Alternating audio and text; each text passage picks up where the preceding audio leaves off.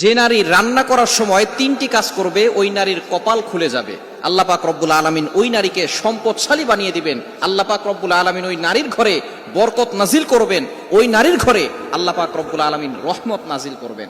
অনেক মা বোনেরা এখন কিন্তু সংসারের ভিতরে সুখ চান, শান্তি চান, ঘরের ভিতরে রহমত চান, বরকত চান।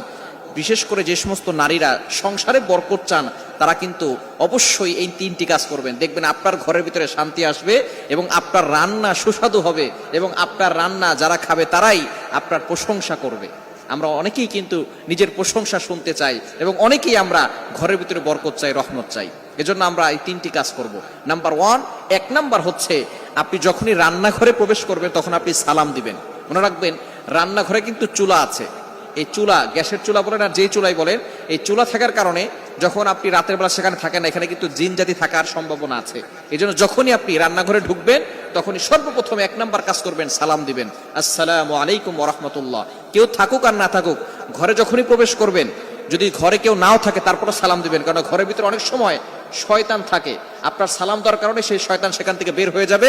শয়তান আপনার ঘরের ভিতরে আর বসবাস করতে পারবে না, সেখান থেকে শয়তান বের হয়ে যাবে।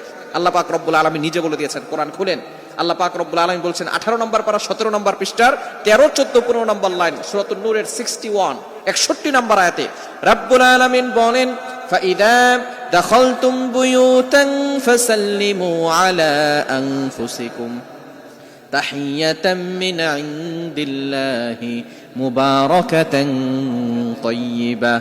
যেই ঘরে ঢোকার সময় কোনো ব্যক্তি যদি সালাম দেয়, আল্লাহ পাক রব্বুল আলামিন ওই ঘরের ভিতরে বরকত নাজিল করেন। আল্লাহ পাক রব্বুল আলামিন পবিত্র রিজিক সেখানে দান করেন।